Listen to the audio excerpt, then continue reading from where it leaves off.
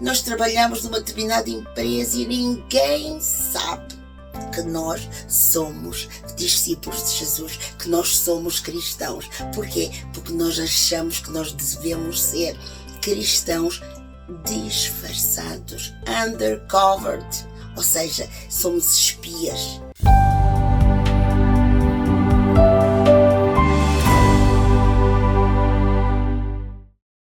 Olá, meus queridos sonhadores, cá estamos nós mais uma vez reunidos nesta mesa para partirmos o pão da vida, que é a palavra de Deus, este pão que sacia a nossa alma. Hoje eu quero falar convosco sobre um mandamento fundamental para qualquer que se diz discípulo do Senhor Jesus. Nós sabemos que quando Jesus, antes de partir, de subir aos céus, Ele comissiona os seus discípulos com um mandamento que eu queria que nós abríssemos juntos as nossas Bíblias em Marcos capítulo 16, versículo 15, que ele diz o seguinte: e disse aos seus discípulos: ide por todo o mundo e pregai o Evangelho a toda a criatura. Ide por todo o mundo. Nós achamos que este mandamento apenas diz respeito a uma classe daqueles que servem o Senhor Jesus. Aqueles que são chamados os pastores, os profetas, os evangelistas, os mestres, os apóstolos. E nós nos enganamos, porque se nós somos filhos de Deus, se somos discípulos de Jesus, inevitavelmente somos comissionados para contar as boas novas àqueles que nos rodeiam.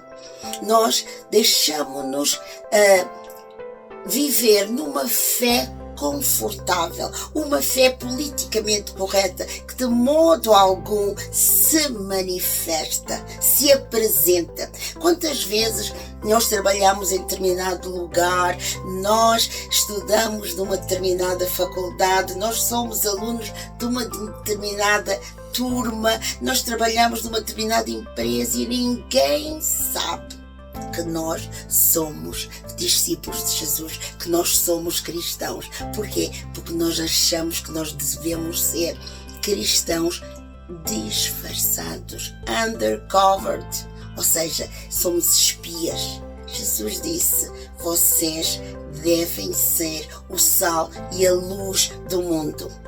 Nós, há bem pouco tempo atrás, o mundo foi, de certa forma, chacoalhado, estremecido, o mundo evangélico e o próprio mundo, quando nós assistimos diretamente, a olho nu, a morte de um jovem de 31 anos chamado Charles Kirk. E Charles Kirk foi morto por um jovem de 22 anos. Isto é terrível, porque Charles Kirk tinha uma missão. Esta missão que é tua e é minha. É minha e é tua, e não é apenas de Charles Kirk, porque ele entendeu este mandamento que diz: ide por todo o mundo e pregai o Evangelho a toda a criatura. Ele falava de Jesus, da palavra de Deus, com uma ousadia, com um entusiasmo, com uma fé, porque ele ia aonde? Às universidades, onde nós temos muitos universitários que são cristãos, mas quando chegam à faculdade, por não terem tido uma fé que fosse completamente manifesta, viva, a olho vivo, por não pregarem as boas novas de Jesus, chegam na faculdade e se deixam intimidar com falsos discursos, com determinadas demagogias, ideologias, e começam a abandonar os caminhos do Senhor. E porquê? Porque a fé que eles tinham em Jesus, nunca eles tinham entendido que era uma fé viva, era uma fé que lhes colocava na igreja, não só na igreja, não só nos seus lares, mas na sociedade, na escola, onde quer que eles estivessem, como luz do mundo. E o que é que foi acontecendo? Foram sendo confrontados com esse tipo de filosofias, com esse tipo de demagogias, esses sofismas que o apóstolo Paulo fala. E o que é que acontece? A sua fé foi amornando, até tornar-se fria. Jesus manda, através do apóstolo João, escreve uma carta à igreja da Laodiceia que diz: porque não és frio, nem és morto, vomitar-te-ei.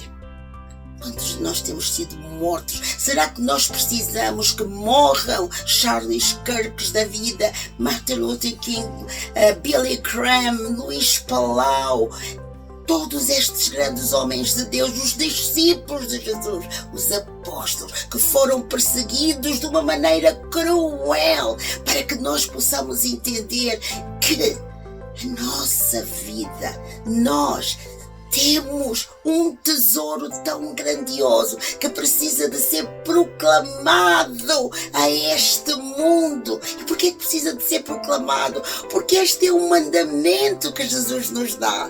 Vejam bem, Charles Kirk é morto porque estava a exercer um direito que nos diz, um direito que nos assiste a cada um de nós: a liberdade da expressão. Nós temos o direito de manifestar, de expressar as nossas crenças, a nossa fé em Jesus. Charles Kirk foi catalogado como alguém que promovia o discurso de ódio. Meus amados, meus queridos seguidores de Jesus, quando é que a palavra de Deus, que a mensagem do Cristo ressurreto é um discurso de ódio? A mensagem de Jesus é uma mensagem de reconciliação, é uma mensagem de transformação, é uma mensagem de amor, é uma mensagem de paz num mundo caótico, um mundo de guerra, um mundo sem esperança. É Jesus Cristo a esperança da glória. Oh, como é que tu te tens deixado intimidar? E tens entendido e fingido e te escondido, e não tens deixado a luz da palavra de Deus, da palavra de Jesus, a luz de Cristo brilhar em ti. Jesus disse: e todos saberão que vocês são mesmo discípulos se vos amardes uns aos outros. A nossa mensagem, a nossa palavra, aquilo que nós proclamamos, é uma mensagem de amor, não é um discurso de ódio. Nós já começamos a viver tempos de perseguição, uma perseguição que às vezes é subtil. Aqui, por exemplo, na Inglaterra, onde eu moro, se tu estiveres a pregar a palavra na rua e alguém, uma única pessoa, disser que está a ser intimidado, está a ser violentado, a polícia chega e prende-te. E onde é que fica a nossa liberdade de expressão? Eu digo-vos, todas as outras pessoas do Islão, os muçulmanos, eles todos os dias põem o tapete onde quer que eles trabalharem e oram a Deus. E sabem uma coisa? Ninguém os prende. E nós, que pregamos uma palavra de salvação, o que é que tu tens feito com o chamado que Deus te colocou?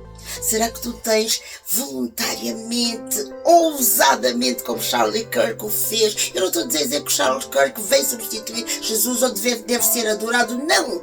Nós devemos aprender com exemplos como estes. Ele morreu proclamando Jesus, o único Senhor das nossas vidas, o Rei dos Reis, aquele que organiza, que orienta, que dá um sentido à nossa vida. Isto que Charles Kirk e as faculdades dizer: não se deixem manipular por falsas ideologias, por falsos sofismas. Entendam que a palavra de Deus é atual, ela não se desatualizou, ela acompanha os nossos dias e ela faz de nós cidadãos justos, cidadãos íntegros. Porquê? Porque a palavra de Deus é uma palavra que promove a ordem, promove a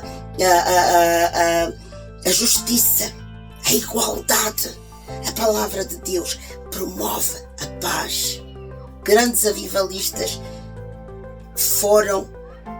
avivaram grandes países, nomeadamente como a Inglaterra, como a América, porque eles trouxeram uma palavra que veio mudar governos, veio mudar sociedades.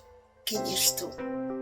Um discípulo de Jesus ou um espia disfarçado que tem medo de falar, de partilhar a sua fé? Se este vídeo fez sentido, inscreve-te no canal, partilha o vídeo, coloca um like, não custa nada, e comenta. Quero ouvir a tua voz. E já sabem, antes de ir-me embora, deixo-vos com a nossa hashtag amo-vos até a lua. Bye!